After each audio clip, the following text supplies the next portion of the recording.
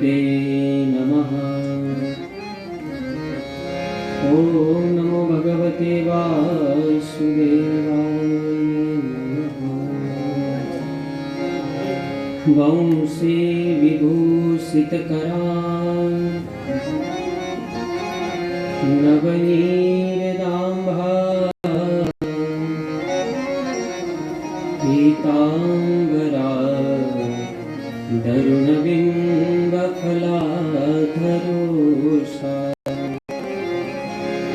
पूर्णेन्दुसुन्दरमुखा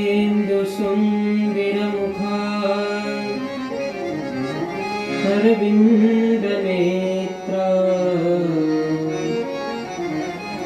कृष्णात् परं किमपि त्वमहं न जाने। योऽन्तः प्रविश्य मम वाचमिमां प्रसुप्तां सञ्जीवयत्नखिलसा विधरस्वधाम्ना। अन्यासहस्रचरणा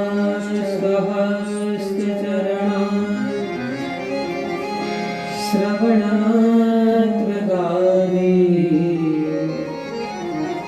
प्राणानमो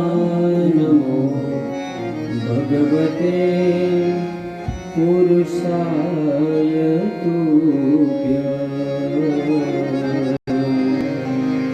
प्राणानमो भगवते पुरुषाय तुभ्यं।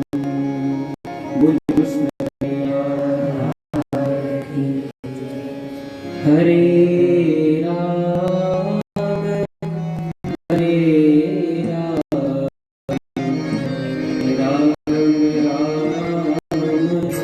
हरे हरे।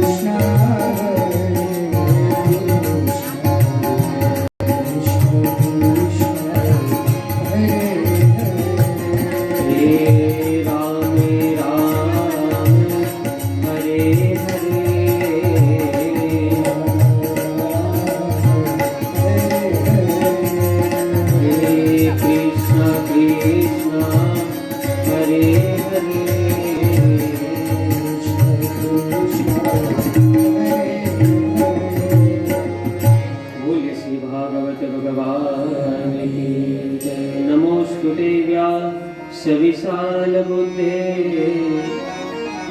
उल्लारविन्दायतपत्रनेत्र येन त्वया भारततेन पूर्ण प्रज्वालितो ज्ञानमय प्रदीप प्रज्वालितो ज्ञानमय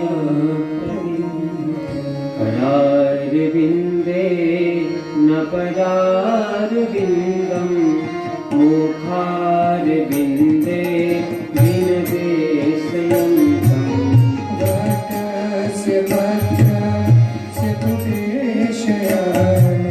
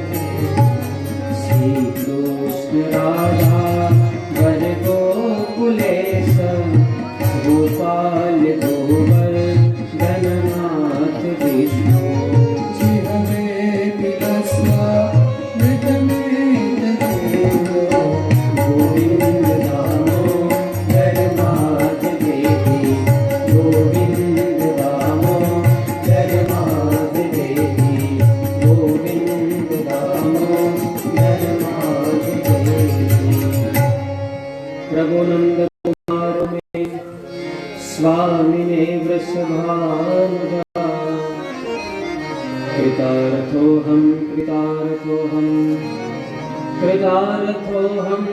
न संशय।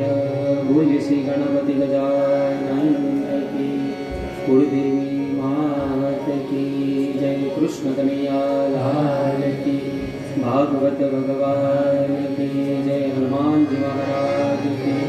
ओम नमः पार्वती पतये हर हर महादेव।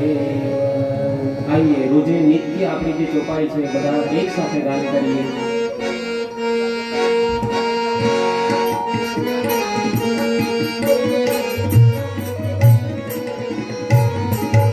मंत्र से चौपाई है बता एक साथ दरेक जनाने कंठास થઈ જશે સાથે બોલશું।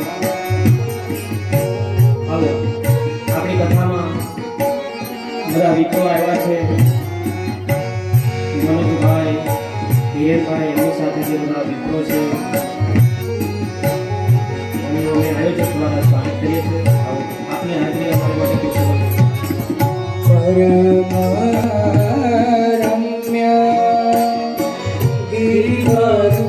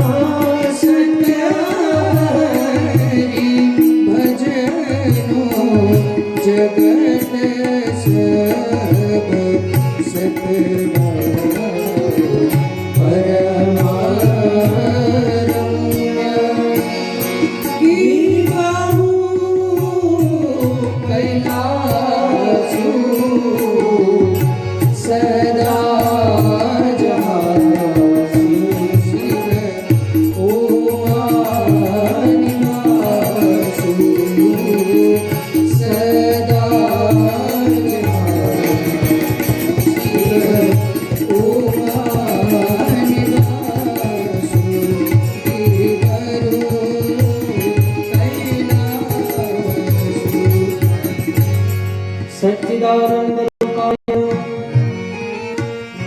विश्वोत्पत्त्यादे तवे तापत्र विनाशाय श्री कृष्णाय वयं नमः।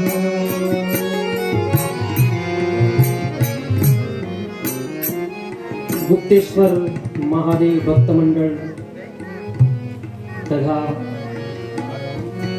गोस्वामी परिवार द्वारा श्रीमद् भागवत सप्ताह ज्ञान यज्ञ महोत्सव पितृमास में आप सर्व अहींया उपस्थित आपना हृदय में विराजमान परमात्मा ने मारा कोटि कोटि वंदन। जय श्री कृष्ण। अहींया जे विप्रो वृंद आव्या छे एमना चरणों में पण कोटि कोटि वंदन। काले आपणे कथानुं दर्शन कर्युं हतुं। भगवान सुखदेवजी महाराज ने रिझावा माटे बधा शिष्यों भागवत श्लोकનું ગાન કરે છે। બે શ્લોક બોલ્યા બરહા પીડમ નટવર વપુ કર્ણયો કર્ણિકાર્ણમ વિવરદ ભાસમ કનક કપિસમ વેજયંતિ ચ માલા રંધાન વેણુ રદર સુદરમ પૂરયન ગોપ વૃંદે વૃંદાવરણ્યમ શપદ પ્રવણમ પ્રાવિશદ ગીત। अहो बकीयम सुनकालकुटम जिंगाशया पारयति साधु लेभे गतिं धातृचिता तुण्यम कम्मा दयालु शरणं व्रजेम। ये आपणे कथानुं दर्शन कर्युं हतुं। ने कथानो त्रीजो दिवस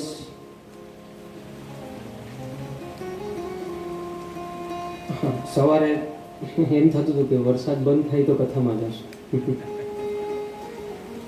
पण 3 दिवस तो आपणी लाज राखी छे ने हजी राखता रहेशे। कथानो समय थाय ने एटले धीमो थई जाय। खबर छे के आ बधी गोपी मंडळोने जवानुं छे। भगवाननुं कार्य भगवान पूरुं करे साहेब, आपणी कोई ताकत नहीं। अपना दिल पेश करूं या अपनी वफा पेश करूं, समझ में कुछ नहीं आता कि क्या तुझे पेश करूं। कोई भी वस्तु आपणे लई जाए भगवाननी सामे पण એટલું કહેજો કે હે દયાળુ આ તુંએ જ આપ્યું છે ને તને અર્પણ કરું છું। હા મારું છે એમ નહીં કહેતા, હા, જેણે મારું મારું કર્યું ને બધા ભગવાને મારી નાખ્યા. હા, અને તારું તારું કર્યું ને ભગવાને તારી દીધા.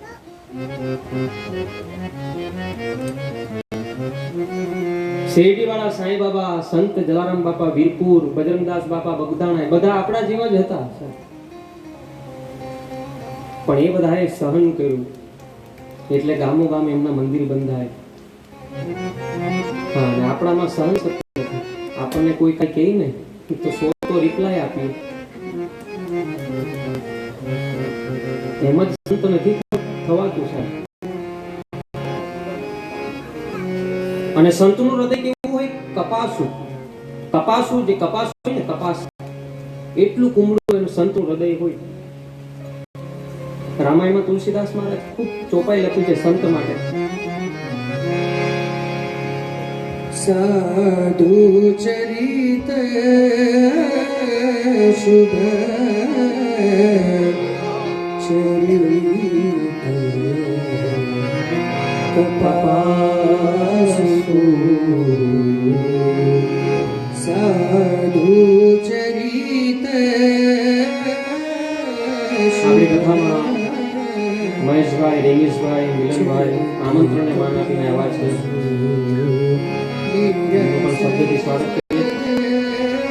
સંતનું હૃદય કપાસનું હોય ને એવું હોય. અને તમે તમારા દુઃખ લઈને તમારા સદગુરુને સામે જાઓ ને તો તમારે દુઃખ ગાવા ન પડે. એ સમજી જાય ને એનું નામ સદગુરુ. બાકી રોજ દુઃખ તો છે જ આપણને. કોઈ દિવસ એક ખાલી દિવસ ન ગયો હોય કે આપણને દુઃખ ન હોય. બધાના ઘરમાં ટીવી હોય. પહેલા ટીવી નો જમાનો નહોતો એટલે બહુ ઓછી ટીવી હતી. એ પહેલા વિચાર થતો કે ઘરમાં ટીવી આવે તો સારું, કારણ કે ત્યારે દુઃખ હતું કે અમારા ઘરમાં ટીવી નથી. પણ ટીવી આવી ગઈ ને સારો પ્રોગ્રામ આવવાનો એને બહાર જવાનું થાય તો પાછું દુઃખ થાય કે ટીવી તો ઘરમાં છે પણ પ્રોગ્રામ નહીં જોવાય. સુખ પણ આપણે નક્કી કરીએ છીએ અને દુઃખ પણ આપણે જ નક્કી કરીએ છીએ.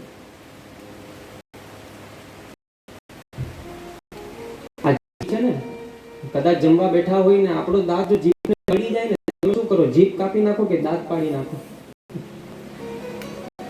શું કરો? હા, કાંઈ ન થાય, સહન કરો. સુખ પણ આપણા થકી આવે અને દુઃખ પણ આવે. અને મેં કાલે જ વાત કરી કે સુખ હશે ને તેની પાછળ દુઃખ હશે જ, અને દુઃખ હશે ને એની પાછળ સુખ હશે. સંત એમ નથી થવાતું સાહેબ. અને સંત થવા માટે ભગવાનના આશીર્વાદ પણ હોય. જલારામ બાપા છે ને બધું રામ રામ જ કરતા હતા. રામ રામ. કથા બહુ મોટી છે પણ ભગવાન છે ને જલારામ બાપા પાસે આવ્યા હતા. જલારામ બાપા ભગવાન પાસે નહોતે ગયા. નથી મફતમાં મળતા એના મૂળ ચૂકવવા પડતા સાધુને સંતપણા નથી મફતે ઘરની નારી તો દાનમાં દેતા દિલ જના ભરી સભામાં કોઈ વેચાણા, ભરી સભામાં જોને કોઈ વેચાણા તેલ કણામાં ભરેલા સંતપણા રે. જલ્યો જલારામ એ જલ્યાને કહે છે કે બધું ભગવાનનું જ છે. ભગવાન વિચાર કરે કે આમ જલા પાસે મારે આટો મારવા જવું પડશે. અને સાધુનું રૂપ લઈને વીરપુરના ઝાપા ઉપર આવે ભગવાન. નાના બાળકો ઝાપા ઉપર રમતા હોય એટલે ભગવાનનું સ્વરૂપ હતું. સાધુનું રૂપ લીધું અને એ બાળકોને કહ્યું કે જલાનું ઘર ક્યાં છે. અને જલાના ઘરે બધા બાળકો એ સાધુને મૂકવા જાય છે અને સાધુને જોઈને જલા બાપા એટલા બધા આનંદમાં આવી ગયા, કારણ કે સાધુનું દર્શન ન કરે ને ત્યાં સુધી એ ભોજન પણ નહોતા કરતા. સન્માન કર્યું, તિલક કર્યું, ચરણ ધોયા અને પોતાના ઘરે લાવી કે ઘરમાં આવો. વીરબાઈ પણ એટલા બધા રાજી થઈ ગયા, ભોજન કરાયું અને પછી કઠિન પરીક્ષા. ભગવાન વિચાર કરે કે હવે પરીક્ષાનો સમય આવી ગયો છે. દુકાનના ઓટલા પર બેઠા હતા અને ભગવાન કહે છે કે હે જલિયાણ, આ બધું ઘર જમીન કોની છે? જલા બાબા કહે છે આ તો બધું ભગવાનનું છે. આ દુકાન, આ ઘર, એ પણ કહે છે કે બધું ભગવાનનું છે, સાધુનું છે, રામનું છે. અને જલા બાપાની બાજુમાં વીરબાઈ ઉભા હતા અને પછી કઠોર શબ્દથી કહ્યું કે આ પત્ની કોની છે? ત્યારે કહે છે કે આ પત્ની પણ ભગવાનની છે. ત્યારે સાધુનું રૂપ લઈને ભગવાન આવેલા કહે છે તો આપી દો મારી સેવામાં. અને એક ક્ષણ પણ વિચાર કરવા વગર એ પત્ની પણ સાધુને દાનમાં આપી દીધા. આપણે બધું જ મારું કહીએ પણ પત્ની એક તો માંડ થયું હોય. પણ એક ક્ષણ, અને જેટલા પવિત્ર જલારામ બાપા છે ને એટલી જ પવિત્ર વિચારવાળા વીરબાઈ છે. અને એ સાધુએ ભગવાનનું સ્વરૂપ લઈને સાધુએ તો માંગી તો લીધું, પણ પછી એમ થયું કે આ મેં ખોટું માંગી લીધું. જાપા પર આવીને જોડીને ધોકો હતો. વીરબાઈને કહે કે તમે આ થોડી વાર પકડી રાખો, હું થોડી જ વારમાં આવું છું. અને ભગવાને દોટ મૂકી છે. એ ગયા પછી પાછા આવ્યા નથી. ભગવાનને પણ શરમમાં મૂકી દીધા ને એ છે જલિયાણ. અને કેતા આનંદ થાય કે દુનિયાનું એક જ એવું મંદિર કે જ્યાં 1 રૂપિયો પણ ત્યાં લેતા નથી. કદાચ તમે દાન લઈને જાઓ ને તો એમ કે કોઈ ભિક્ષુકને ભોજન કરાવી દીધો, પણ અહીંયા 1 પણ રૂપિયો નહીં મૂકતા. એ વીરપુર ધામ. તો સંત એમ નથી થવાતું સાહેબ. તો સુખદેવજી મહારાજ ગુફામાંથી બહાર આવ્યા. વ્યાસજી સુખદેવજીની ભાગવતની કથા સંભળાવી અને આગળ કથા આવે છે અશ્વસ્થામા કરણ. મહાભારતનું યુદ્ધ ચાલતું હતું.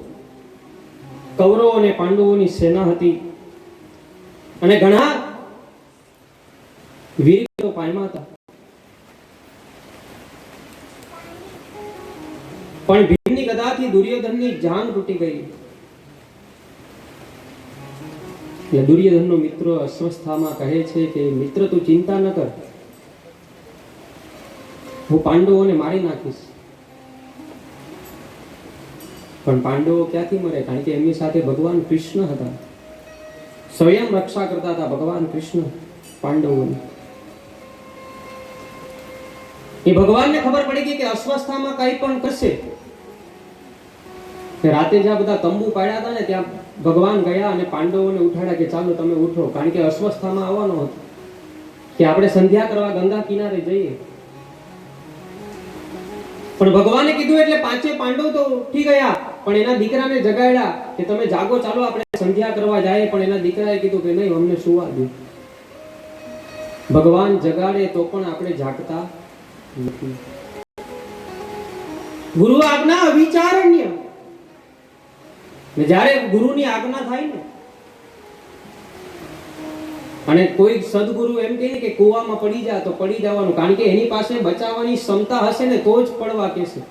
એ સદગુરુ. રામકૃષ્ણ પરમહંસ અને એમના શિષ્ય સ્વામી વિવેકાનંદ. એક દિવસ રામકૃષ્ણ પરમહંસે કીધું કે આયલું જો સામે રેલવે સ્ટેશન છે ત્યાંથી મને ટપાલ લાવી આપો 4. તો શું રેલવે સ્ટેશન પર ટપાલ મળે? સદગુરુએ કીધું છે. રેલવેની બારી પાસે અને કહ્યું કે મને ટપાલ આપો. ત્યારે પેલા કર્મચારી કીધું કે અહીંયા તો રેલવે સ્ટેશન છે, અહીંયા ટિકિટ મળે, અહીંયા ટપાલ થોડી મળે. પણ એ સ્વામી વિવેકાનંદે જોયું ને એટલે પેલા કર્મચારીએ કીધું કે હું 6 ટપાલ લાવ્યો તો 2 મારી કામની છે, હાલો હું 4 તમને આપું. ગુરુ આજ્ઞા વિચાર. અને જે ગુરુની આજ્ઞા સમજે ને, સમજવાનું કે એનો બેડો પાર થઈ ગયો. તો સદગુરુ માટે આપણે બોલીએ ને તો 1 મહિનો પણ ઓછો લાગે. આપણે 7 દિવસમાં એક ટાઈમની કથામાં બધી કથાને ન્યાય આપવાનો છે. અને સદગુરુ પાંખો આવીને ઈયળ લાગી ઉડવા. ઈયળને કોઈ દિવસ પાંખો આવે? કવિ બહુ સરસ કહે છે, પાંખો આવી ઈયળ લાગી ઉડવા. પાંખો આવીને ઈયળ લાગી ઉડવા.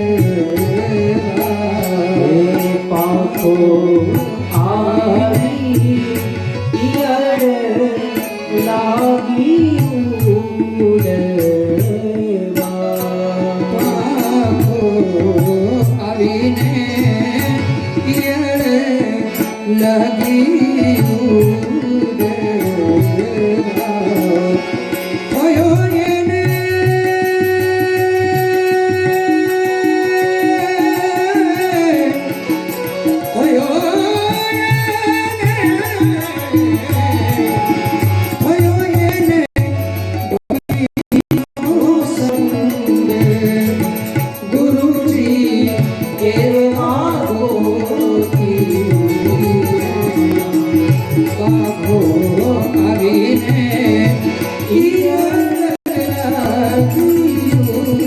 થયો એને ભમરીની સાથે સંગ થઈ ગયો ને તો ઈયળ પણ ઉડવા લાગી. એમ સદગુરુનો જો સંગ આપણને થઈ જાય ને તો સમજવાનું કે આ દુનિયામાં તમે તરી ગયા. એક સદગુરુ, કાલે જ વાત કરી હતી, એક સદગુરુ આપણા જીવનમાં હોવો જોઈએ. ગુરુની વાત નથી, ગુરુના તો રાફડા પાટ્યા છે અત્યારે. 10 ઘર છોડો ને એક ગુરુ દેખાય. સદગુરુની વાત જેમને પણ તમે માનતા.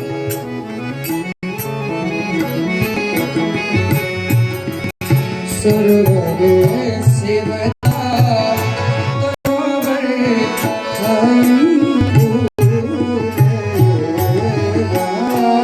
સર્વર સેવતા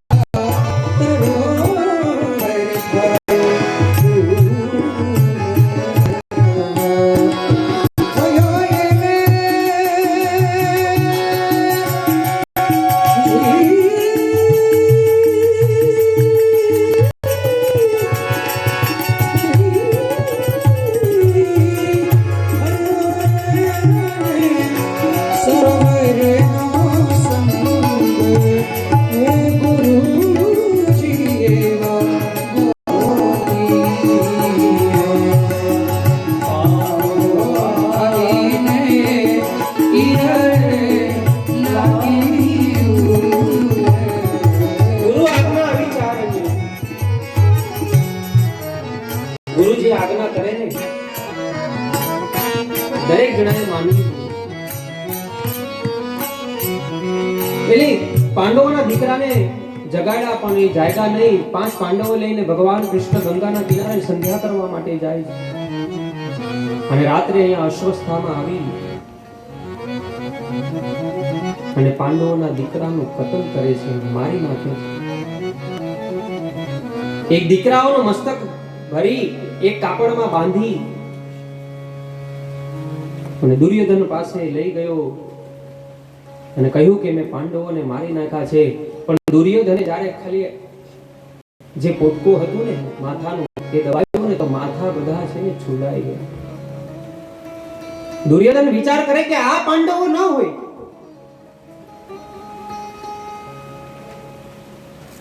ત્યારે અસ્વસ્થામાં કહે છે કે મેં પાંડવોના દીકરાને મારી નાખ્યો.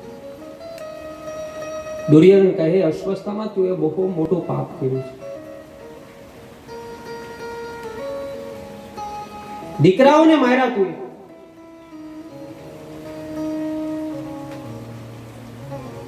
અને અહીંયા પાંડવોના દીકરાનું મૃત્યુ થયું ને દ્રૌપદીને ખબર પડી એટલે દ્રૌપદી ઘ્રુસકે ને ઘ્રુસકે રડવા મળી કે મારા દીકરા મૃત્યુ થયું. પાંચેય દીકરાનું મૃત્યુ થયું. અર્જુનને ખબર પડી આ કોણે કૃત્ય કર્યું. ખબર પડી કે અશ્વસ્થામાએ કૃત્ય કર્યું.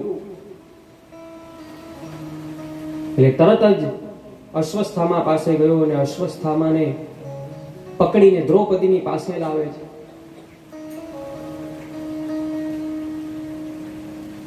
પણ એ અશ્વસ્થામા જ્યારે દ્રૌપદીની સામે આવે છે ને તો દ્રૌપદી અશ્વસ્થામાને વંદન કરે છે. જેના 5 દીકરાનું મૃત્યુ થયું અને એને ખબર છે કે અશ્વસ્થામાએ મારી નાખ્યા તો પણ એમને વંદન કરે છે. શું કામ? કારણ કે એ બ્રાહ્મણ પુત્ર હતો. ગુરુ દ્રોણનો દીકરો હતો.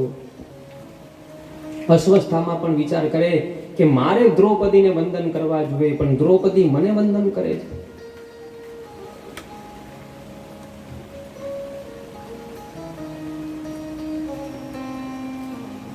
અર્જુન એટલા બધા ગુસ્સામાં હતા કે આને મારે મારવો છે. ભગવાન કૃષ્ણ બાજુમાં હતા. દ્રૌપદી કહે એને છોડી દો, એ બ્રાહ્મણનો દીકરો છે, એને છોડી દો.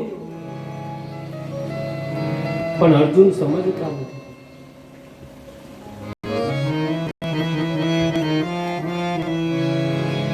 કારણ કે ગુરુ દ્રોણ અત્યારે હાજર નથી અને આને મારશું ને તો દ્રૌપદી કહે છે કે આપણને પાપ લાગશે, આપણો કુળનો નાશ થશે. એટલે અર્જુને ભગવાન કૃષ્ણની સામે આંખ લઈ, 4 આંખ મળી એટલે ભગવાન કૃષ્ણ સમજી ગયા. આ બાજુ અર્જુન સમજી ગયો. અર્જુન એમ કહેવા માંગે ભગવાનને કે આને મારવો છે, પણ કેવી રીતના મારવું તમે જ કહો. તો અહીંયા બ્રાહ્મણને મારવા માટે રસ્તા બતાવ્યા છે, પણ અહીંયા આપણે અહીંયા નથી કહ્યું. બરાબર ને મનોજભાઈ? આપણે પાછું ખોટું 2-4 દિવસ અહીંયા જ આ જ ફળિયામાં રહેવું છે તો પાછું તકલીફ. તમે કહેતા હોય તો બતાવી, પણ કોઈ અખતરો નહીં કરતા.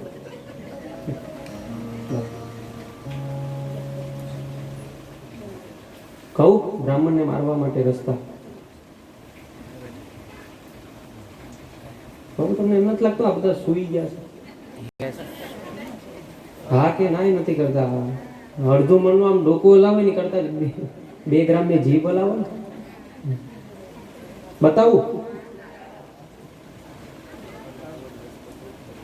બ્રાહ્મણને મારવાનો પહેલો રસ્તો, એમની જે શિખા હોય ને, સાદી ભાષામાં ચોટી, એ શિખા કાઢી નાખો ને સમજવાનું એ બ્રાહ્મણ મરી ગયેલું છે. જાહેરમાં એ બ્રાહ્મણનું અપમાન કરો અને સમજવાનું કે એ બ્રાહ્મણનું મૃત્યુ છે. દ્રૌપદીના 5 દીકરા મરી ગયા ને તો પણ એ એમ કહે છે કે આ બ્રાહ્મણનો દીકરો છે, એને જવા દો. અને આપણે હાલતા ને ચાલતા બ્રાહ્મણોની મસ્કરી કરતા હોય. અને જે બ્રાહ્મણની તમે મસ્કરી કરશો ને એ બ્રાહ્મણ તમારી સામે હસશે, તમને કાંઈ નહીં કહે તો પણ તમને અંતરના આશીર્વાદ આપશે. કોઈ બ્રાહ્મણને મને નથી લાગ્યું કે કોઈ મસ્કરી કરી હોય ને શાપ આપી દીધો. સાધુ સંત અને બ્રાહ્મણની કોઈ દિવસ મસ્કરી ન કરવી. સાહેબ સુખી થવું હોય કાંઈ ન આપી શકીએ ને તો કાંઈ નહીં, પણ વંદન તો કરી શકીએ ને. અમને સૌરાષ્ટ્રમાં દાદા કે શું કે દાદા, એ અમારા કાઠિયાવાડી બેનાને ખબર હશે. અમારે એક ભાઈ મળ્યા હતા મને, ચિંતનભાઈ ને કે આ ભાઈનું નામ શું? તેમ કે જતીન દાદા. તેમ કે દાદા કેમ? તેમ કે તમારા દાદા ને તમારા બાપુજીના દાદા. બ્રાહ્મણનું અપમાન ન કરવું. પણ અહીંયા અપમાન થયું, અપમાન કરો તો સમજવાનું કે બ્રાહ્મણનું મૃત્યુ બરાબર છે. અને બ્રાહ્મણ પાસે એ દક્ષિણા ઝોપવી લે. જે એની પાસે દક્ષિણા હોય ને એ લઈ લે તો સમજવાનું કે આ બ્રાહ્મણનું મૃત્યુ બરાબર છે. અર્જુને આ બધા જ ઉપાય કર્યા. શિખા કાઢી નાખી, એક મણી હતો એ મણી લઈ લીધો. અપમાન કર્યું અને ધક્કો મારીને અશ્વસ્થામાને કાઢી મૂક્યો. પણ અશ્વસ્થામાં છે ને લીંબોડી હતો. વેર રાખ્યું પોતું કે મારું જાહેરમાં અપમાન. લીંબોડી એટલે ખબર? કેટલાને ખબર લીંબોડી? કોઈને નહીં. લીંબોડી નથી જોઈ? મહેશભાઈ જોઈ ને લીંબોડી? એ લીંબોડી હોય ને એને તમે 1 વર્ષ સુધી મધમાં રાખો. હા, 1 વર્ષ પછી કાઢો. લીંબોડી તો લીંબોડી છે.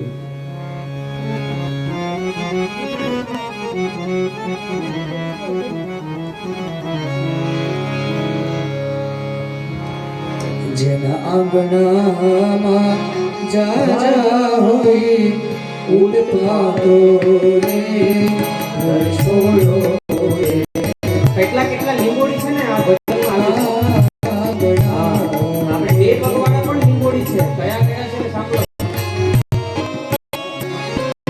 હે જેણે પેરું રે હે બનીને હરખી લીધા રે ગુજારા રે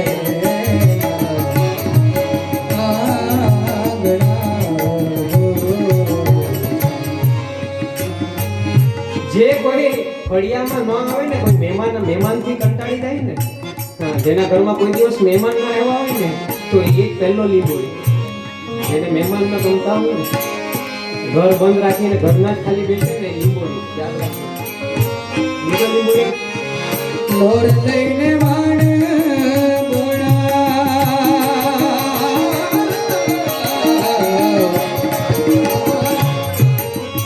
લોર લઈને વાણ બોડા સંતો કેરા છિદ્રો ખોલા હેજી જેણે રંગ કરે હેજી પાડોશીને બહુ રોયા તર છોડો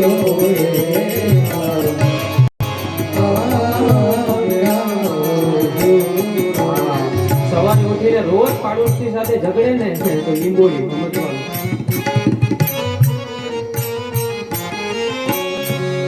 નોર લઈને વાહણ બોલ્યા. વાહણમાં જાતા હોય ને, અધવચ વાહણ જાય ને અને એ વાહણમાં છિદ્ર કરે ને, એ લીંબોડી.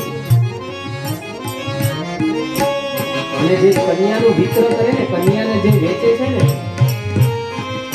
એના મા બાપ પણ લીંબોડી. પંચમા પક્ષતાણી વાણી એની ધૂળધાણી પંચમા પક્ષતાણી વાણી એની ધૂળધાણી દીકરીઓ વેચીને દામ જે કમાના રે તર છોડો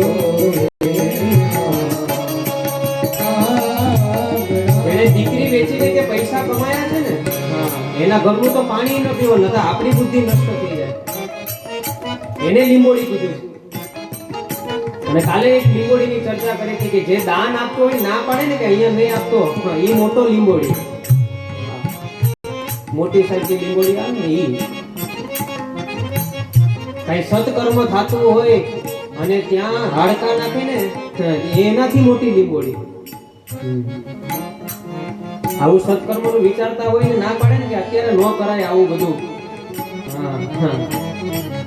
એ આજીવન લીંબોડી. અને જેના વાણીમાં જ મીઠાશ ન હોય ને તો સમજવાનું એ પણ એક લીંબોડી.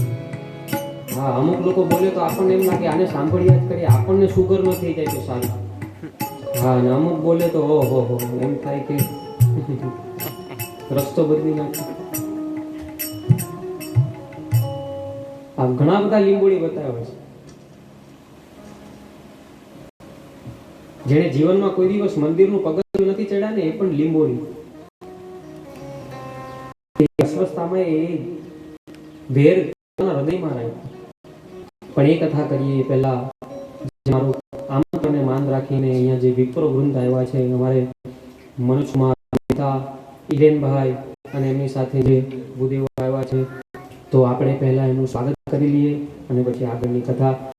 સુરતથી આવ્યા છે, આપણે અહીંથી નથી આવી શકતા, તો એ લોકો ખાલી કથા માટે ખાલી 10 મિનિટ કે 15 મિનિટ માટે પણ આવ્યા છે. તે બધા જ બ્રાહ્મણો માટે એક વખત જોરદાર તાળીઓ આપણે પાડી દઈએ. તમારી હાજરી અમારા માટે ખુશી બની ગઈ.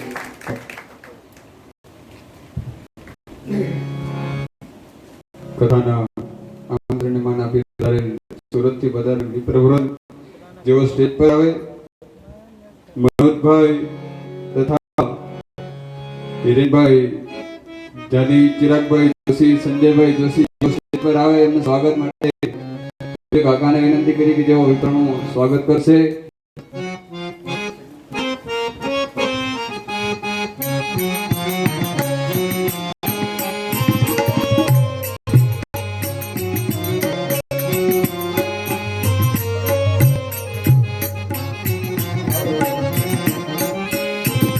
આવેલા વિપ્રનું સ્વાગત થઈ રહ્યું છે. જોરદાર તાળીઓથી સ્વાગતને વધાવી લઈએ.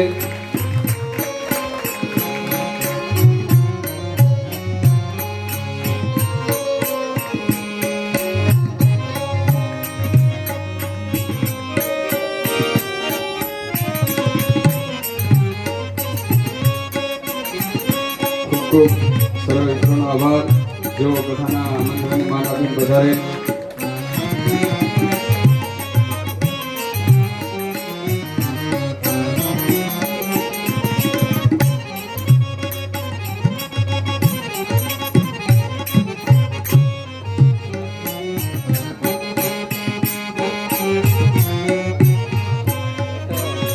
શ્રી રામ જય રામ જય જય રામ રે શ્રી રામ जय जय राम हरे શ્રી રામ જય રામ જય જય રામ श्री राम जय राम ખૂબ ધન્યવાદ.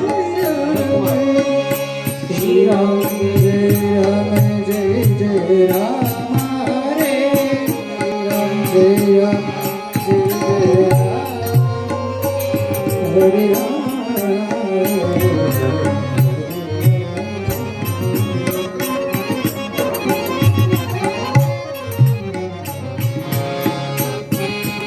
અસ્વસ્થતાને વેર હૃદયમાં રાખ્યો અને ખબર હતી એને કે પાંડવોની એક છેલ્લી નિશાની હતી અભિમન્યુની પત્ની ઉત્તરાના ગર્ભમાં. આ છેલ્લી નિશાની પાંડવોની. એ અસ્વસ્થતામાં એ વિચાર કર્યો કે આને જ મારી નાખું એટલે આગળ પાંડવોનો વંશ ચાલે નહીં.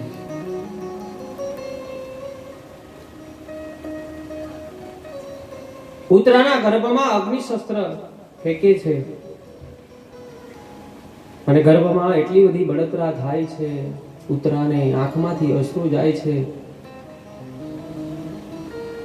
અને પછી ઉત્તરાને એમ થયું કે હવે જો આમાંથી કોઈ બચાવે તો એ ભગવાન કૃષ્ણ જ બચાવી શકે. અને ઉત્તરાએ એક શ્લોકમાં ભગવાન કૃષ્ણની સ્તુતિ કરી. પાહિ પાહિ મહાયોગી પાહિ પાહિ મહાયોગી દેવ દેવ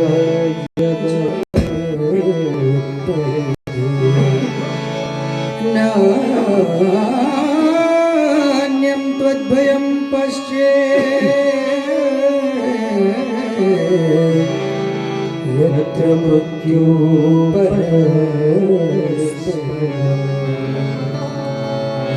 એ ઉત્તરાની સ્તુતિ સાંભળી ભગવાન કૃષ્ણ એક ક્ષણમાં. પણ અહીંયા ભગવાને ક્રાંતિ કરી છે. શું ક્રાંતિ કરી? ભગવાન અંકુશ નું રૂપ લઈ અને ઉત્તરાના ગર્ભમાં ગયા છે. આ પહેલી ઘટના છે કે ભગવાન કોઈના ગર્ભમાં ગયા હોય. બાકી ભગવાન પ્રકટ થયા છે.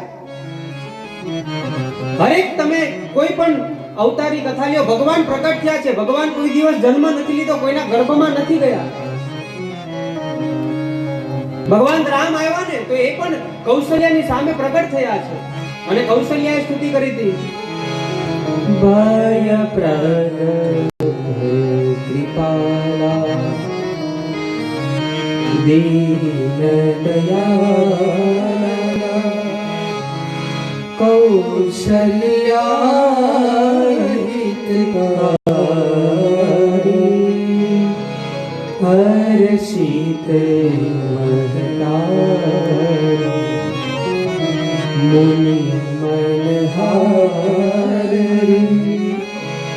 अद्भुत रूप विचारी भूषण वनमाला नयन विशाला शोभा सिंधु खरारी शोभा सिंधु खरारी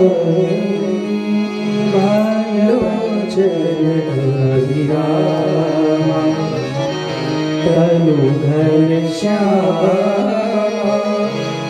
निज आयुध भुज भय प्रकट कृपाला दीन दयाला कौशल्या हितकारी लोचन अभिरामा तनु घन श्यामा ये कौशल्याએ સ્તુતિ કરી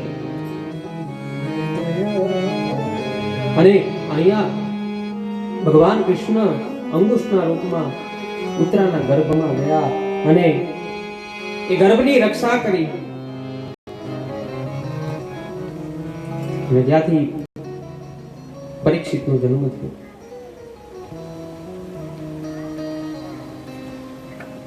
અને ભગવાન સ્વયં તેની રક્ષા કરે ને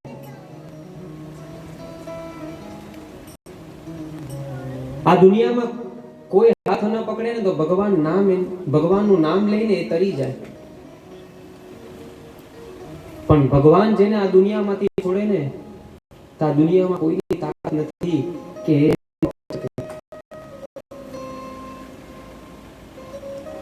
રામચરિત્ર માનસની એક સુંદર કથા છે એ સેતુબંધ બાંધતા હતા થોડું અંધારું હતું ભગવાન રામ વિચાર કરે કે આ હનુમાનજી સુગ્રીવ એ બધા મારું નામ લખે પથ્થર ઉપર રામ લખે અને એ સમુદ્રમાં ફેંકે તો એ પથ્થર તરે ભગવાન રામ વિચાર કરે કે આજે મારે જોવું છે પણ અંધારું થઈ ગયું બધા હતા રામ કહે કે આજે મારે જોવું છે રામ ગયા સમુદ્ર પાસે અને પથ્થર લીધો અને પોતાનું જ નામ રામ લખ્યું અને એ સમુદ્રમાં ફેંક્યું ને તે પથ્થર ડૂબી ગયો પાછળથી હનુમાનજી આ બધી ઘટના જોવે છે એટલે થોડાક ભગવાન રામ શરમાયા પણ ત્યારે હનુમાનજીએ રામજીને કહ્યું હતું કે જે આ દુનિયામાંથી જતો રહે ને એકલો પડી જાય ને તેનું તમારું નામ તારે પણ જેને તમે નાખી દો ને આ દુનિયામાં કોઈ ન તારે સાહેબ राम एक तपस्ती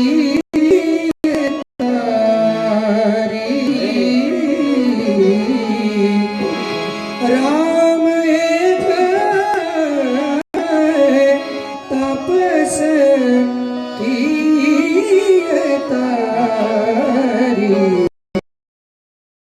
नाम कोटि फल कुमति सुधारी નામ કોટી કુમતિ સુધારી ખાલી નામ લેવ ને આપણી મતિ સુધરી જાય તુલસીદાસ ગોસ્વામી પુત્રના ગર્ભની રક્ષા કરી પરીક્ષિતની રક્ષા કરી અને હવેની કથામાં જવા માટે આપણે મહાભારતમાં જવું પડશે સારું અદ્ભુત કથા મહાભારત સાહેબ હા જેના ઘરમાં એ મહાભારતનું પુસ્તક હશે ને પણ અત્યારે થોડુંક કહેવાનો સંકોચ થાય અમુક છે ને ઘરમાં મહાભારત નથી રાખતા એને એમ થાય કે આ ઘરમાં રાખીએ ને તો ઘરમાં યુદ્ધ ચાલે ઝઘડો બહુ થાય તો જેના ઘરમાં ઝઘડો થાય છે ને એના ઘરમાં ક્યાં મહાભારત છે અદ્ભુત ગ્રંથ મહાભારત સાહેબ અમુક દોષી તો અમને પકડાવી જાય અમારા ઘરમાંથી ઝઘડો લે ને તમે લઈ જાવ એક બાઈ અત્યારે થોડા દિવસ પહેલા ગિફ્ટમાં આપ્યું મહાભારત કે બોલે અમારા ઘરમાં ન થાય તો કઈ નહીં પણ તમે ચાલુ રાખો અદ્ભુત ગ્રંથ મહાભારત अर्थ श्री महाभारत कथा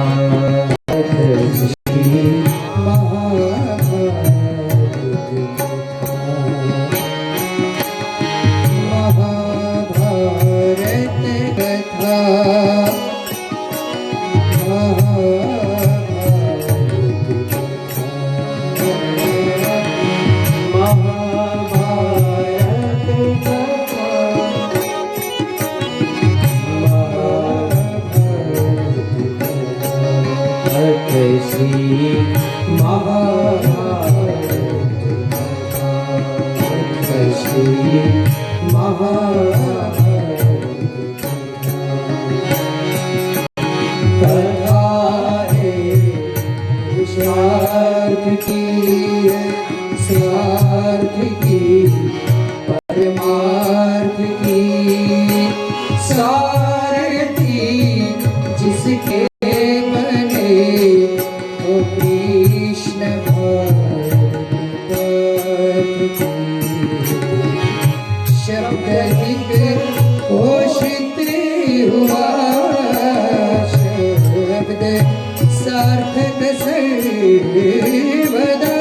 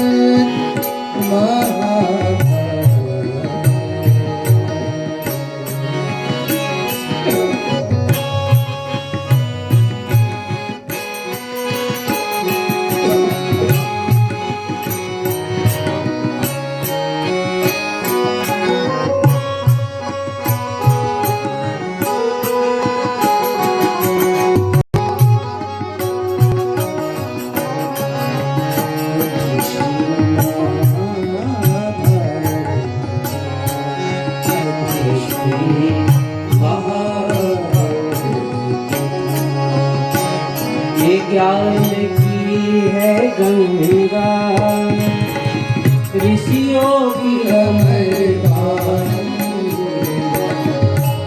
नित नई पुरानी भारत की है कहानी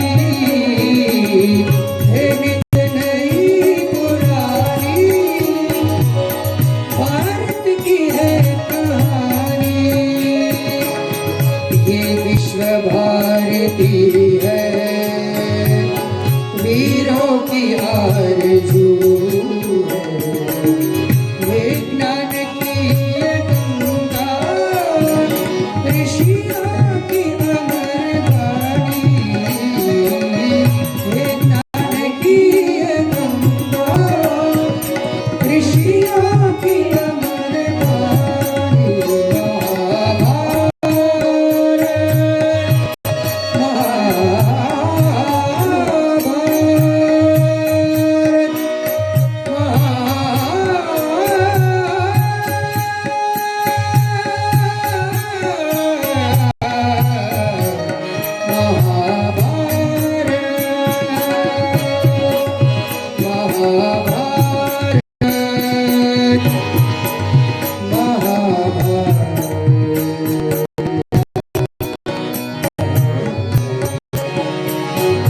यदा यदा हि धर्मस्य निर्भवति भारत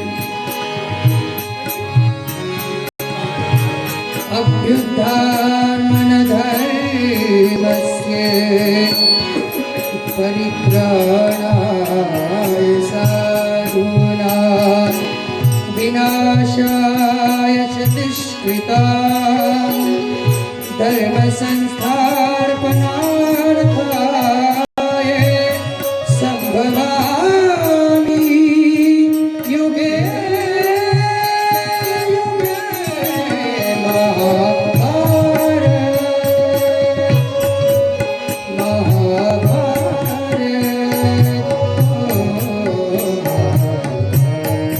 અદ્ભુત મહાભારત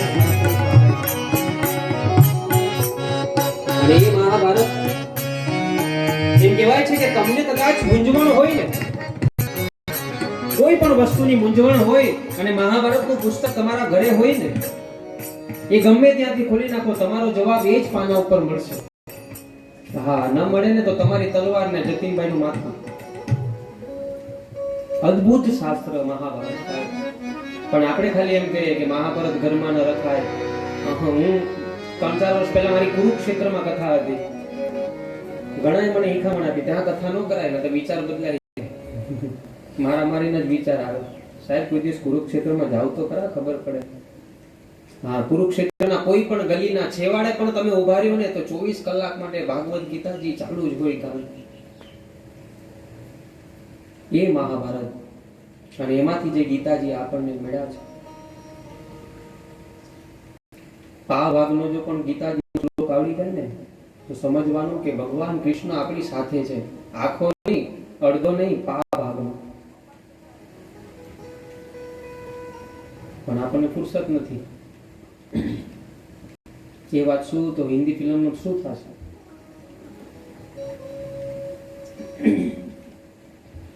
ઘણા સમયથી ભગવાન હસ્તિનાપુરમાં રોકાયા હતા. દ્વારિકાની યાદ આવી અને બધા જ પાંડવો ભગવાનને વિદાય માટે ઉભા છે. બધા જ હતા. ને ભગવાન કૃષ્ણએ જોયું કે બધા જ છે, પણ અહીંયા મારા ફૈબા કુંતાજી નથી દેખાતા.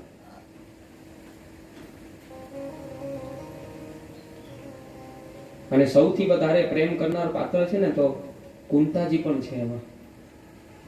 માં યશોદાએ પણ ભગવાનને પ્રેમ કર્યો, રાધાજીએ પણ કર્યો. અરે રાધાજીને ક્યાં વાત કરો, ગોકુળની ગાયોએ પણ ભગવાન કૃષ્ણને પ્રેમ કર્યો.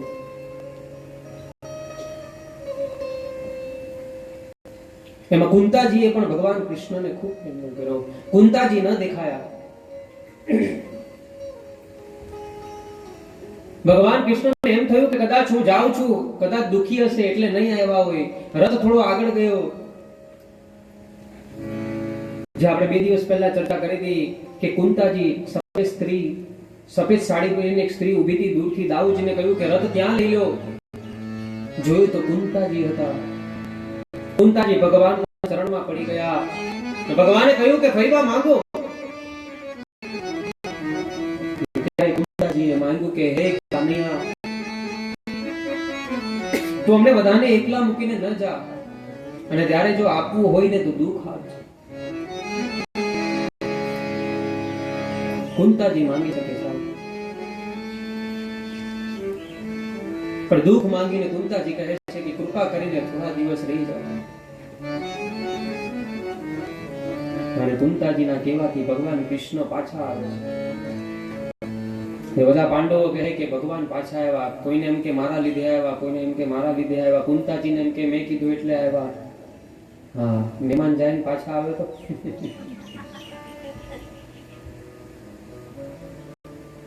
બપોરે 2 વાગ્યા હોય, બેનો જમીને આરામમાં હોય, અને જો મહેમાન દરવાજો પકડાવે એટલે અત્યારે મેળવો ને પાછી રસોઈ બનાવવાની થાય તો એટલો બધો કંટાળો આવે. પણ એક સમય હોય, બેનો જમીને બેઠા હોય, હા 2 વાગ્યાનો સમય હોય, જોકવું લાગી ગયું હોય, હા, અને એનો ભાઈ આવે તો હા હોશે રસોઈ બની જાય સાહેબ. આ ભાઈ બહેનનો પ્રેમ છે. મહેમાન આવે ને તો શેમાં આવે એ કઈ નક્કી નથી. જેમાં જેની વ્યવસ્થા હોય, પણ કદાચ જાય ને તો આપણે મૂકવા જાય, આપણો નિયમ છે. આવે ત્યારે ભલે બસમાં આવે, ટ્રેનમાં આવે કે છકડામાં ટીંગાઈને આવે, પણ આપણી ફરજ છે કે અત્યારે તો વ્યવસ્થા ઘણી બધી થઈ ગઈ, બધા જ પાસે પોતાની ગાડી હશે. પણ પહેલા 2, 5, 10 વર્ષ પહેલા પણ આપણે બસ સ્ટેન્ડે અથવા તો કોઈ પણ ઝાપા સુધી મૂકવા જતા. ને જે કોઈ આંગણામાં આવે એને આવકારો મીઠો આપજો. ત્યાંના કવિ કાગ કહેતા કે જે આપણા આંગણામાં આવે ને એને આવકારો મીઠો આપજો. અત્યારના કવિ કે મેરે અંગને મેં તેરા ક્યાં કામ. પહેલા ઘર કાચા હતા, સાંભળજો, ઘર કાચા હતા પણ ભાવ આપણો પાકો હતો. અત્યારે મકાન પાકા થઈ ગયા પણ ભાવ છે ને તે કાચો થઈ ગયો. वो भी एक दिन थे कि कोई आए और हम खाए, અને આજ भी वो दिन है कि कोई जाए और हम खाए. પ્રીત ઓછી થઈ ગઈ, પ્રેમ ઓછી થઈ ગઈ. વડીલોને ખબર હશે પહેલા મહિનો ઘરે મહેમાન રોકાતા ને તો પણ નહીં નડતા. હા, પગ મૂકે ને મહેમાન બારણામાં એટલે પહેલું પૂછે, બા બાપુજી બધા મજામાં ને? અત્યારે પગ મૂકે એટલે પહેલો પ્રશ્ન કરે મારા મોબાઈલનું ચાર્જર છે કે?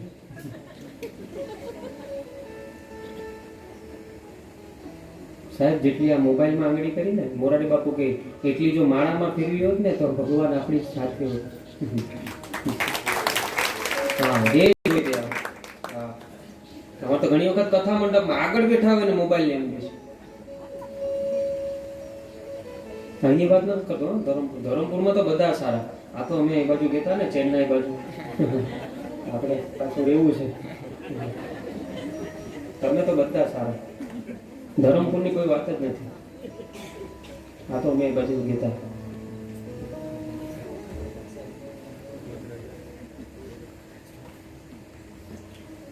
એટલે મહેમાન બે પ્રકારના મહેમાન આવે. એક સદબુદ્ધિ વાળા પણ આવે ને એથી વિશેષ બુદ્ધિ વાળા પણ આવે. એક પતિ પત્નીએ નક્કી કર્યું કે આપણે તો મહેમાન આવે તો આપણે બે જ ખાલી ઝઘડો કરવાનો એટલે મહેમાન ટકે જ નહીં. ને એમાં બીજા દિવસે મહેમાન આવ્યા એટલે હાથમાં સુટકેસ જોયો એટલે પેલા ગરદણીને ખબર પડી ગઈ કે આનો 10-15 દિવસનો પ્રોગ્રામ તો હશે. એટલે બેન રસોડામાં હતી એટલે ભાઈ બૂમ પાડી કે સાંભળે કે મહેમાન આવ્યા પાણીનો ગ્લાસ લઈને આવો. એટલે સામેથી રિપ્લાય આવ્યો કે હું પાણીને આવી ત્યારથી માટે કામ જ કરાવે કરો, હું કઈ તમારી નોકર છું? એમ કરીને બેઉ જણ ખાલી ઝઘડવા લાગ્યા. મહેમાન વિચાર કરે જો આ પાણી સારું જો ઝઘડે તો એક ટાઈમ ભોજન તો શું આપે? મહેમાન કે જય શ્રી રામ આપણે રજા લઈએ. મહેમાન રજા લઈને જતા રહ્યા હતા તો બેન આવ્યા રસોડામાંથી કે કેવી લાગી આપણી એક્ટિંગ? ભાઈ કે તારી વાત જવા દે ને મારી એક્ટિંગ કેવી લાગી? મેં કેમ આવી બૂમ પાડી. બે જણ વાત કરતા હતા ને તો પાછા મહેમાન આવ્યા કે મારી એક્ટિંગ કેવી લાગી? તમે ખાલી ઝઘડતા હતા, હું પણ ખાલી ગયો હતો. હા મહેમાનનો ભરોસો પણ સારો. એક મહેમાન અમારા ચિંતનભાઈ દ્રષ્ટાંત બહુ ગમે. મને સવારથી કીધું કે આ દ્રષ્ટાંત લઈ ગયું. એક મહેમાન બાજુના ગામમાં મહેમાન થઈને ગયા હતા. ભાઈ ઓફિસે ગયા હતા, બેન એકલા ઘરે હતા. એટલે પેલા મહેમાનને જોઈને બેને કીધું કે તમે સારી રસોઈ બનાવું, જમીને જ જાજો. મહેમાન કે વાંધો નહીં. સારી રસોઈ બનાવી, રસોડામાં જમવા બેસાડ્યા, બધી જ વસ્તુ થાળીમાં પીરસી. પેલા બેને પાપડ પણ બનાવ્યા પણ પાપડ પીરસવાનું ભૂલી ગયા. ભાવમાં મહેમાનને ખબર પડી ગઈ પાપડ બનાવ્યા છે, મંગાઈ તો નહીં, શરમ આવે, પહેલી વખત આવે. મહેમાન બહુ હોશિયાર હતા ચિંતનભાઈ જેવા. થોડી વાર થઈને પેલી બેનને કહે કે અમારે ત્યાં પરમ દિવસે બહુ મોટો નાગ નીકળ્યો છે. થોડી વાર થાય એટલે પાછા કે પરમ દિવસે અમારે ત્યાં બહુ મોટો નાગ નીકળ્યો હતો. પેલી બેન કે કેટલો મોટો નાગ હતો? કે અહીંથી તો પેલા પાપડ સુધી જેટલો લાંબો હતો.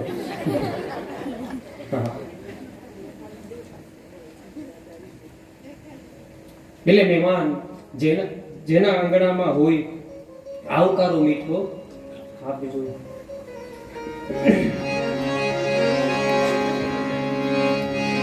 તારા આંગણિયા એ પૂછીને કોઈ આવે આવકારો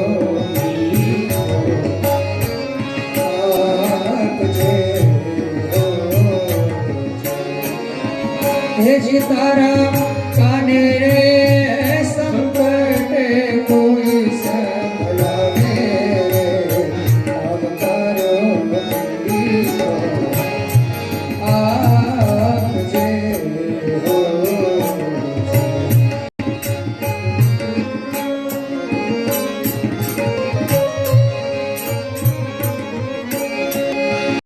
કાકઈને પાણી પાજે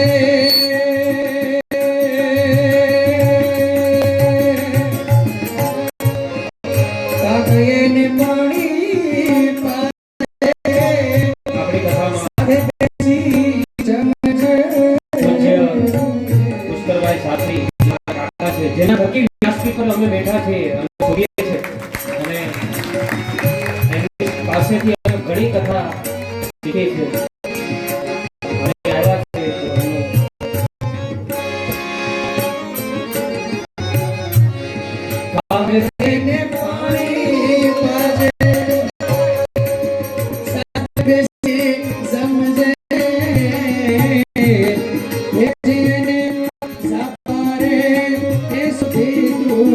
વળવા જાજે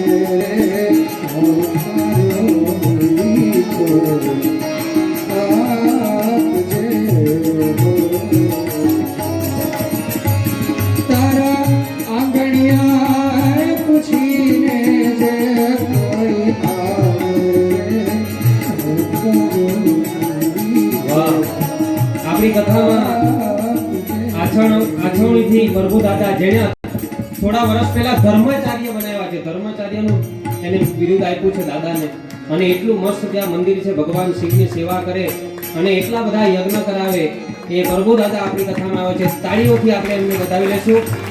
સાથે ભાગવત કથાકાર મારા મામા, સગા મામા અરવિંદભાઈ જોશી, એ પણ ખેરગામથી આવ્યા છે. આવો દાદા. આજે આપણે બધા કરી જવાના છો સાધુ બ્રાહ્મણને જોઈને. સાહેબ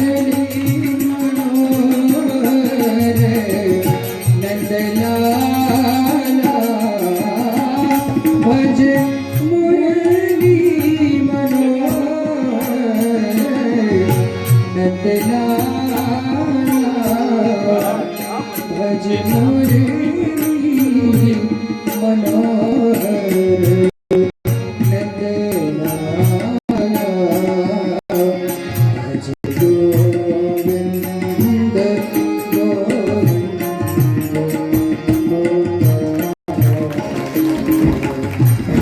મુરલી મનોહર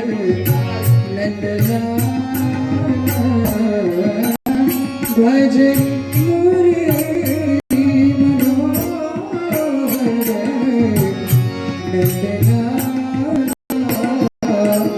ભજ મુરલી મનોહર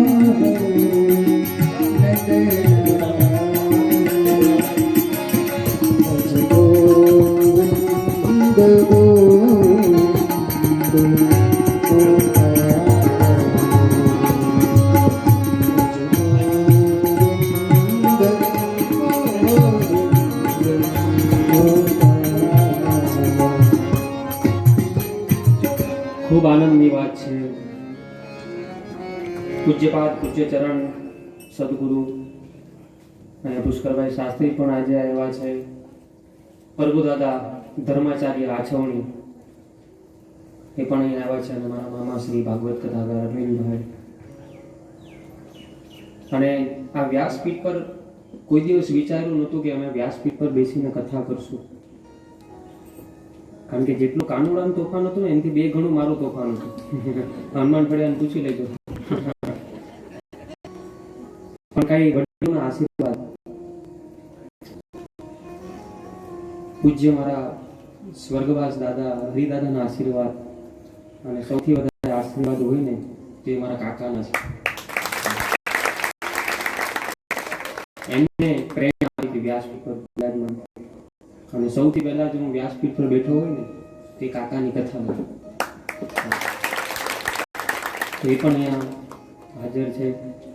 પૂજ્ય પ્રભુ દાદા પોતાનો કિંમતી સમય લઈને અહીંયા આવ્યા છે. આપનું મેં ખાલી ફોન પર કીધું કે દાદા કથા ચાલે છે, અને આ પિતૃમાસ છે, અને કોરોનામાં જે પણ મૃત્યુ પામ્યા છે ને એને મુક્તિ માટે, એના મોક્ષ માટે આપણે કથાનું આયોજન કર્યું છે. બાકી આ કથા આપણે ધારે તો વરસાદની સીઝન પતી જાય ને પછી પણ કરે, પણ પિતૃમાસ છે અને એકમથી આપણે કરવી હતી. એટલે તો ફરીથી આપણે આ બધા જ બુદ્ધેઓને તાળીઓથી વધાવી દઈશું, દાદાને તાળીઓથી વધાવી દઈશું. તો આપણે મહેમાન આવ્યા છે તો આપણે એમના પહેલા આશીર્વચન લેવા પડે. 5 મિનિટ આપણે કથા કરી, પછી દાદાને સાંભળી અને પછી આપણે કાકાની સ્ત્રીને સાંભળીએ. તો ભગવાન કૃષ્ણ કહે છે કે હું કોઈના માટે નથી આવ્યો, હું વિશ્વ માટે આવ્યો છું. 6 મહિના સુધી બાણની સૈયા પર છે. એના માટે આપણે થોડી પાછળ જવું પડશે. જ્યારે મહાભારતનું યુદ્ધ ચાલતું હતું, સેનાપતિ દાદા ભીષ્મ હતા, પણ એક દિવસ દુર્યોધનને શંકા ગઈ. દાદા ભીષ્મને કહે છે કે ભલે તમે મારા પક્ષમાં છો, તમે પાંડવોનું હિત જાણો છો, તમે એનું હિત કરો છો. દાદા કહે છે કે તને જો એવું લાગતું હોય ને તો એક કામ કરજે, સાંજે તારી પત્ની ભાનુમતીને મારી પાસે મોકલજે, એને હું આશીર્વાદ આપી અખંડ સૌભાગ્યવતી, એટલે તને કાંઈ ન થાય. તને અવિશ્વાસ જાગતો હોય તો. દુર્યોધન વિચાર કરે છે કે તીર બરાબર લાગ્યું છે. એટલે યુદ્ધમાં દાદા એટલા બધા થાકી ગયા, સાંજે સંધ્યા કરવા માટે બેઠા હતા, પણ ભગવાન કૃષ્ણને ખબર પડી ગઈ કે જો ભાનુમતી જાશે ને અને દાદા આશીર્વાદ આપશે ને તો આપણું કામ નહીં થાય. એટલે તરત જ ભાનુમતી પાસે ભગવાન કૃષ્ણ ગયા અને ભગવાન કૃષ્ણ ભાનુમતીને બેન માનતા હતા. ત્યારે શણગાર કરતા હતા ભાનુમતી. એટલે ભગવાન કૃષ્ણ એ શણગાર ખંડ સુધી ગયા અને ભાનુમતીને કહે છે કે બેન, આપણે કેટલા સમયથી મળ્યા ને તો હું આજે તારી પાસે આવ્યો છું. ભાનુમતી કહે છે કે મારે તો આજે દાદા પાસે આશીર્વાદ લેવા માટે જવાનું છે. ત્યારે ભગવાન કૃષ્ણ કહે કે હું આજે આવ્યો છું, આશીર્વાદ તો ગોળ જેવા હોય, ગમે ત્યારે લ્યો, ગળા જ લાગે. એટલે ભાનુમતી અને ભગવાન કૃષ્ણ વાતોમાં લાગે છે. ભગવાન કૃષ્ણ કહે છે કે એ ભાનુમતી તું થોડી વાર અહીંયા બેસ, હું આવું છું. એમ કરીને ત્યાંથી ગયા ડાયરેક્ટ દ્રૌપદી. હા, જે ભગવાન કૃષ્ણ રમત રમે ને એ આપણા મગજમાં ન બેસે સાહેબ. આખી દુનિયાને નચાવનારો, આખી દુનિયાને નચાવનારો એ ગોકુળમાં જ્યારે એ મટકી ફોડી નાખે, માખણ ચોરે ને, ગોપીઓ એને ખીચવાય છે અને ગોપીઓ પાસે જાય અને કહે છે કે મને માખણ દે ને. એ આહિરની દીકરી કહે કે એક શરત પર દો, જેમ મોર નાચે તેમ નાચ. આખી દુનિયાને નચાવનારો આ ગોપીની સામે નાચે છે સાહેબ. પછી નાચે એટલે પછી કે હવે તો હું નાચી લીધો, હવે તો થોડું માખણ દે ને. ત્યારે કહે કે હવે ઢેલ નાચે એમ. ગોપીઓ પણ ભગવાન કૃષ્ણને આહિર કી ચોરિયા છછિયા ભરી છાछ में नाच नचावे.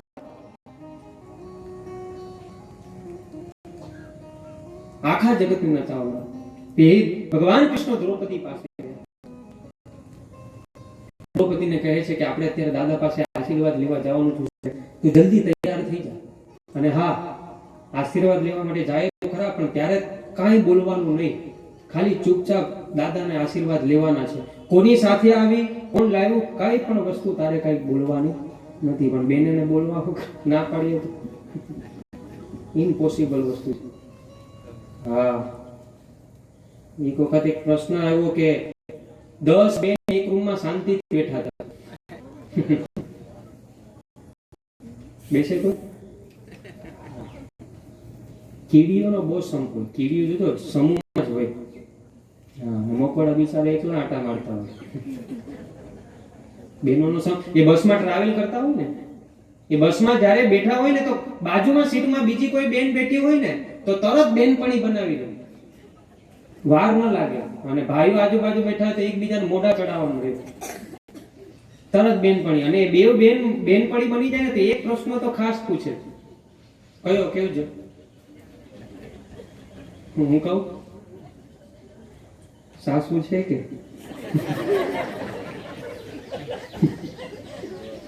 અહીંની વાત નથી, ધરમપુરની.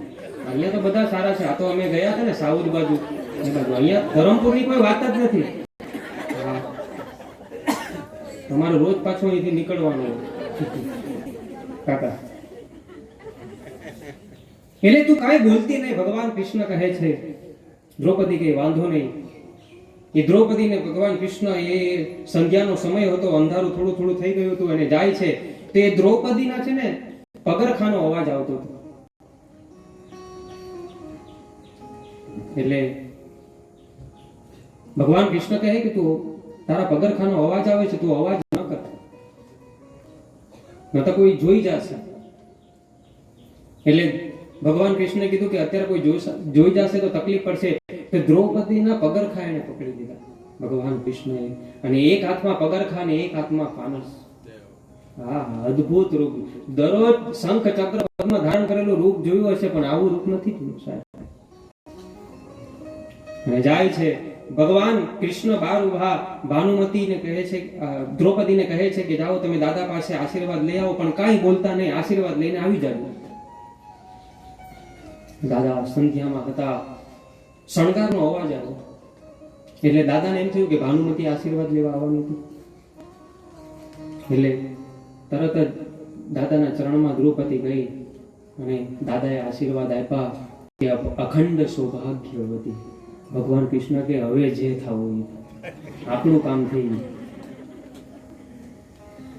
અને છેલ્લે દ્રૌપદી બોલી કે દ્રૌપદીના વંદન દાદા. ભગવાન કૃષ્ણ કે મારી નાખ. હા, બહેનોને બોલવા કઈ પણ વાત હોય ને તો એના પિયરમાં ફોન કરે કે આવું થયું છે, તમે કોઈને નહીં કહેતા. એના પિયર વાળા પાછા એના વેવાઈને ફોન કરે કે આવું થયું છે, તમે કોઈને ન કહેતા. એના વેવાય પાછા એના વેવાઈને ફોન કરે. ફરતું ફરતું પાછું ત્યાં જ આવે, કોઈને ન કહેતા. કારણ કે પેટમાં વાત જ નથી રહી. ધરમપુરની નહીં.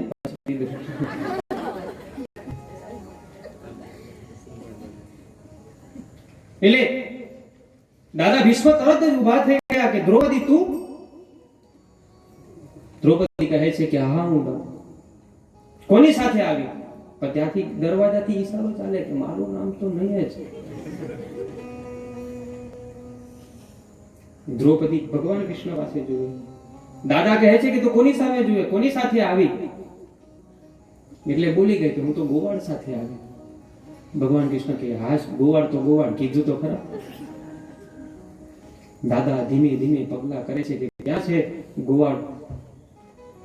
અને એ ધીમે ધીમે પગલા કરતા કરતા જાય છે ને ભગવાન કૃષ્ણને એમ થયું કે અત્યારે દાદા ભીષ્મ પકડી લેશે. હાથમાં ચપ્પલ, એક હાથમાં ફાનસ. ભગવાન કૃષ્ણ દોડે છે, પાછળ દાદા ભીષ્મ એક છલાંગ મારી ભગવાન કૃષ્ણને પકડી લીધા સાહેબ. અને ભગવાન કૃષ્ણએ જ્યાં દાદા ભીષ્મની પાછળ જોયું ને 4 હાથ મળી. દાદા ભીષ્મ કહે કે આવું રૂપ મેં કોઈ દિવસ નથી જોયું કે એક હાથમાં પગરખા ને એક હાથમાં ફાનસ. ત્યારે પછી દાદાએ કૃષ્ણને કીધું કે હે કાળિયા, તું એક વચન આપ કે મારો અંત સમય આવે ને તો તું મારી પાસે છે. અને અંત સમયે હંમેશા ભગવાન પાસે હોવો જોઈએ, ભગવાનનું નામ પાસે હોવું જોઈએ. જ્યારે આપણે અંત સમય હોય, હા, બાકી અંત સમયમાં પણ આપણને આગ દેખાતો હોય ને તો એને વૈકુંઠ ન મળે. બિચારા બીમાર, જવાની તૈયારી. એટલે દાદા એક જ વસ્તુ બોલે, વાહ સા. શું બોલે? અંત સમયમાં એક જ વસ્તુ બોલે, વાહ સા. 2 દીકરા 2 વહુ. વહુને એમ કે કઈ વારસદારમાં મૂકી ગયા લાગે, પણ પૂરું થવું જોઈએ ને શબ્દ. એના પતિને બોલાવ્યા કે દાદાને કઈ શબ્દ બોલે એવું કઈ ડોક્ટરને કહ્યું નહીં તો આપણને 2-5 લાખ રૂપિયા મળી જાય. દાદા તો જતા રહેશે. ડોક્ટરને બોલાવ્યા કે એવું કોઈ ઇન્જેક્શન આવે કે દાદા વાક્ય પૂરું કરે? કે આવે પણ 25,000 નું થાય. તો પાછું ગૃહમંત્રીને તો પૂછવા જવું પડે ને કે 25,000 નું થાય. કે વાંધો નહીં, કે 2-5 લાખ રૂપિયા મળતા હોય તો 25,000 માં હું વાંધો? એવું કે મૂકી દઉં. ડોક્ટર 25,000 નું ઇન્જેક્શન લઈને દાદાને મૂક્યું. એટલે દાદાએ વાક્ય પૂરું કર્યું કે ગાંડા, ક્યારનો કહું છું કે પેલું વાછરડું છે ને તે સાવણી ખાય છે. અંત સમયે પણ દાદાને સાવણીમાં ધ્યાન હતું સાહેબ. શું કહે છે? श्री गंगा जी का तट हो, यमुना अंत समय શું હોવું જોઈએ? सी बट हो, श्री गंगा जी का तट हो, यमुना का बांसी बट हो, मेरा सागरा निकटे हो, जब प्राण तन से निकले. મારો સાવરા, મારો ભગવાન મારી નજીક હોવો જોઈએ સાહેબ. गोविंद नाम लेकर जब प्राण કંસ ભગવાનનું નામ હોવું જોઈએ. અને એ તો ભક્તો તો એવું વિચારે કે ગંગાજીનો કિનારો હોવો જોઈએ, બંસીનો વટ હોવો જોઈએ અને ભગવાન મુખમાં ભગવાનનું નામ હોવું જોઈએ. અંત સમયે ભગવાનનું નામ સ્મરણ થવું જોઈએ. સાહેબ, જ્યારે પણ આપણે મૃત્યુ જે પણ સ્મશાન યાત્રા કાઢે ને તો તમને ખબર છે ગંગાજળ મૂકે, તુલસીનું પાન મૂકે. પણ અહીંયા કવિ એમ કે છે ઇતના તો કરના સ્વામી જબ પ્રાણ તન સે નિકલે. એટલે જ્યારે પ્રાણ ખબર છે કે હવે ભગવાનની ચિઠ્ઠી આવી ગઈ છે અને અંત સમય હોય ને તો ભગવાનનું નામ નીકળવું. ઘણા આપણને કહે ને કે અમારા દાદા ચાલી ગયા તો શ્રી કૃષ્ણ શરણમ મમ ઓમ નમઃ શિવાય બોલતા બોલતા જતા રહ્યા. ભગવાનનું નામ હોવું જોઈએ અને ભગવાનનું નામ જ તારે મુક્તિ અપાવે, મોક્ષ અપાવે. તો આ બધી કથા કરી અને દાદાજી આવ્યા છે તો આપણે એમના આશીર્વાદ લઈએ, કારણ કે ટૂંક સમય માટે આવ્યા છે. તો આપણે બધા જ એમના મુખે આશીર્વચન સાંભળીએ અને પછી આપણે પૂજ્યપાદ પૂજ્ય ચરણ પુષ્કરભાઈ શાસ્ત્રીના પણ આપણે આશીર્વાદ લેશું. જે પણ બધા મહેમાનો આવ્યા છે, કદાચ હું અહીંથી ન જોઈ શકું, બધાનું હું વ્યાસપીઠ પરથી શબ્દથી સ્વાગત કરું છું. તો દાદાને વિનંતી કરું કે બે શબ્દ આશીર્વચન અમારા ભક્તોને આપે.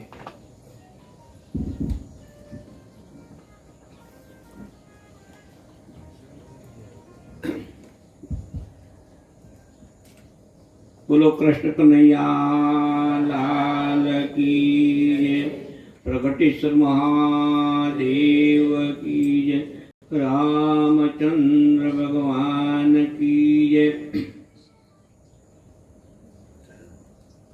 અહીં વ્યાસપીઠ પર બેઠેલા એવા અમારા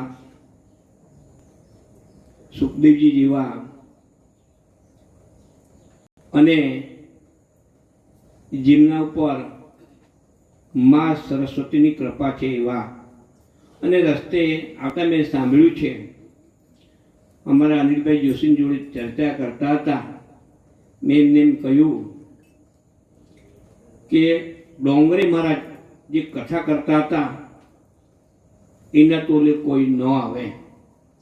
ત્યારે એમણે એક વાત કરી કે જતીનભાઈ છે, ડોંગરી મહારાજની સાથે જતીનભાઈના દાદા હરિભાઈ કેવું કે મેં નામ સાંભળ્યું, એ બંને સજોડે કથા કરતા હતા. તો મારું એવું માનવું કે એ જતીનભાઈ ઉપર એમના દાદાની અસીમ કૃપા છે એવું માનું. તો જ આ વ્યાસપીઠ પર બેસી શકાય નથી, બેસાતું નથી.